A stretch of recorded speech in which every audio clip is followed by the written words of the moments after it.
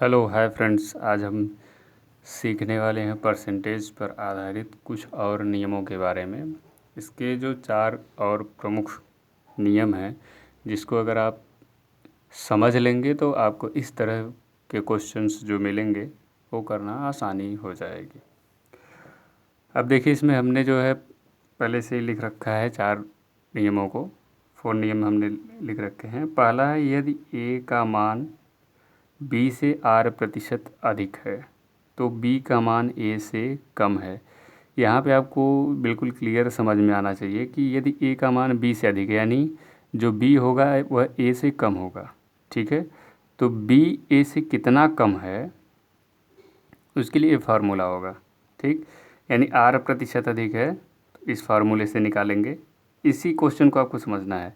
यानी कह रहे हैं कि यदि ए का मान बी से R% अधिक, यानी ए की वैल्यू जो है बी से R% अधिक है, तो बी ए से कितना कम है तो इससे निकालेंगे।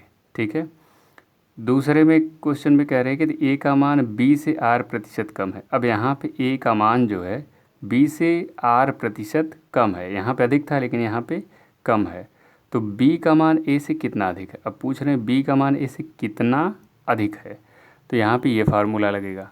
ठीक है, फिर आगे कह रहे हैं किसी वस्तु के भाव में R% की वृद्धि हो जाती है, यानी कोई वस्तु है उसका रेट जो R% बढ़ जाता है, तो इस मद में खर्च ना बढ़े। यानी जो आपका खर्च है, अगर भाव बढ़ रहा है तो आपका खर्च ना बढ़े, उतने ही खर्च में आपको कुछ कम वस्तु लेनी पड़ेगी। वह आपकी वस्तु कितने प्रतिशत कम होगी उसके लिए फार्मूला। आगे उसी में कह रहे हैं किसी वस्तु के भाव में कमी हो जाए, जैसे रेट जब घट जाता है तो आप उतना ही पैसा खर्च करेंगे लेकिन आप वस्तु की खपत में कितनी वृद्धि कर देंगे। ठीक है, उसके लिए फार्मूला है।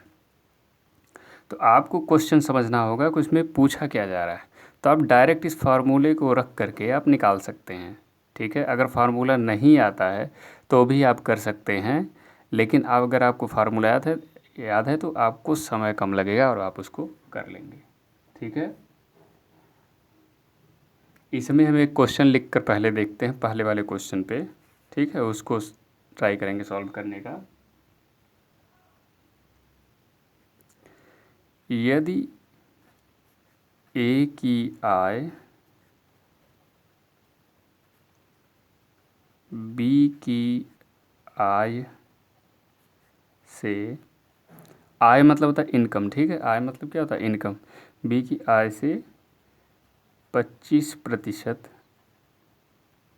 अधिक है तो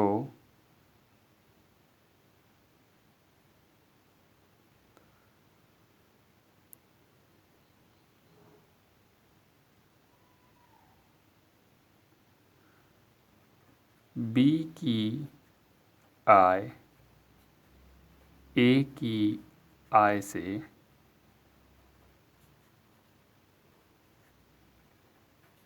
कितने प्रतिशत कम है।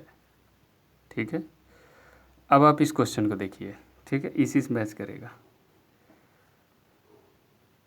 ठीक है, तो क्या आप कह रहे हैं कि बी की आय ए से कितने प्रतिशत कम है, तो यहाँ पे क्या है, बी की आय ए की आय से कितने प्रतिशत कम है। लास्ट में देखिए बिल्कुल मिल रहा है, तो आपको इसी फार्मूले पर रखना होगा। ठीक है, तो पहले तो हम फार्मूले पर रख कर इसको बता देते हैं।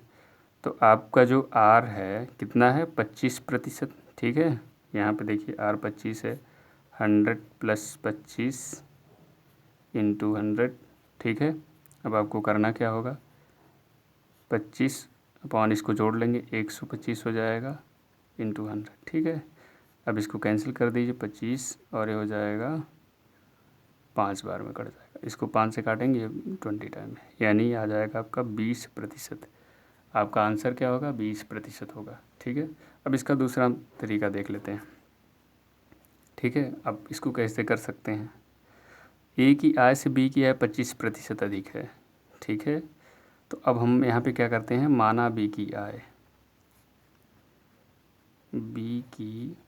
आय, यहाँ पर एक बात ध्यान रखिएगा, आप एक्स लेकिन नहीं करेंगे। अगर आप x लेके करेंगे कॉम्प्लिकेटेड ज़्यादा हो जाएगा। तो आप यहाँ पर b की आय मान लेंगे 100 रुपीज़ है। कितना है?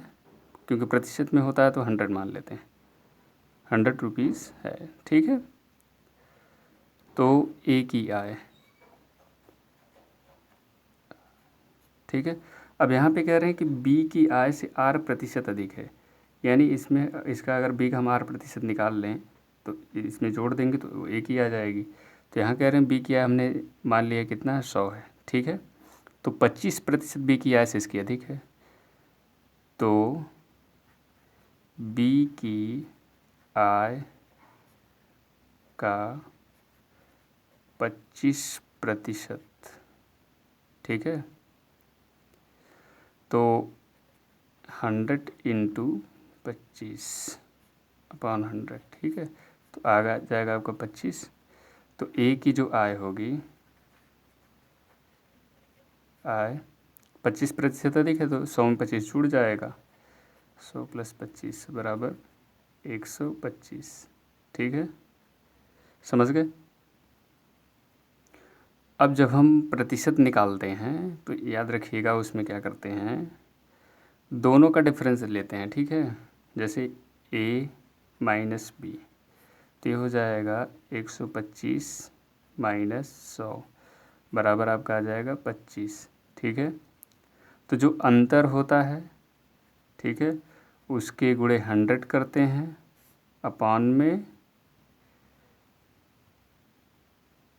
जिससे निकालना था उसकी आय लिखते हैं। जैसे a से आपको निकालना है, a से कितनी अधिक कम है, तो आपको a की आय लिखनी है, यानी 125। जैसे दोनों की आय का डिफरेंस कितना है, 25 है, गुणे 100 करेंगे, और a की आय कितनी है, 125, तो आप ऐसे भी कर सकते हैं। ठीक है, तो इस तरह से आपका यहाँ भी आ गया 20%, और यहाँ पे भी आया है। तो आप इस तरह से क्वेश्चन को बड़े आसानी से कर सकते हैं। दोनों तरीके हैं, आप दोनों तरीके से कर सकते हैं। अगर यहीं पे आपको क्वेश्चन इस तरह से दे दिया है, ए की आय बी की आय से 25% कम है, तो बी की आय ए की आय से कितने प्रतिशत अधिक है, तो ये शब्द सिर्फ बदल जाएंगे। तो आपको इस फार्मूले से सॉल्व करना होगा। ठीक है, ठीक उसी प्रकार ये भी है, किसी वस्तु के भाव में R% की वृद्धि हो जाती है। जैसे मान लीजिए किसी का भाव जो 100 रुपये है, अब R% वृद्धि हो जाती है, मान लीजिए 10% उसकी वृद्धि हो जाती है, 110 रुपया हो जाएगा। फिर खर्च ना बढ़े, उसके लिए वस्तु की खपत में कमी करनी होगी, तो जब कमी की बात आएगी तो 10 यहाँ हो जाएगा, आपने 100 माना ही है, तो 100 + R यानी 110, 10/110 गुणे 100, तो आप इसको निकाल लेंगे। ठीक है, इस प्रकार से आप देखेंगे तो आप इसको भी निकाल सकते हैं। ठीक है, तो सारे क्वेश्चन एक दूसरे से रिलेट करते जाएंगे, आपको क्वेश्चन समझना है।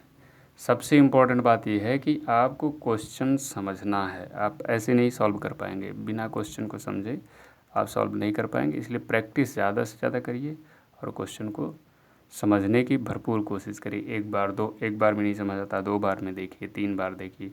ठीक है, इसको कई बार देख करके आप क्वेश्चन को समझिए और सॉल्व करिए, और पूरा वीडियो देखिए। A6 क्लास से 8th क्लास तक के जितने भी मैथमेटिक्स के क्वेश्चन हैं, वो सारे क्वेश्चंस हम धीरे धीरे इसमें करके बता देंगे, और आपको प्रैक्टिस करते रहना है, क्योंकि 6 to 8 एक सीक्वेंस होता है मैथमेटिक्स का। अगर आपको 6 नहीं आ रहा तो 7th नहीं आएगा, 7th नहीं आ रहा तो आपको 8th नहीं आएगा। इसलिए आपको सभी क्लासेस, यानी तीनों क्लासेस के आपको पढ़ने पड़ेंगे। ठीक है, और एक कॉम्पिटिटिव एग्ज़ाम्स के लिए बहुत इंपॉर्टेंट है।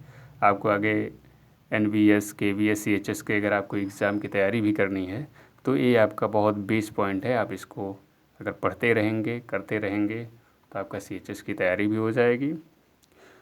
पूरी वीडियो देखें, अपने दोस्तों के साथ शेयर करें, और लाइक और सब्सक्राइब ज़रूर करें, कमेंट भी करें। पूरा वीडियो देखने के लिए धन्यवाद। Thank you.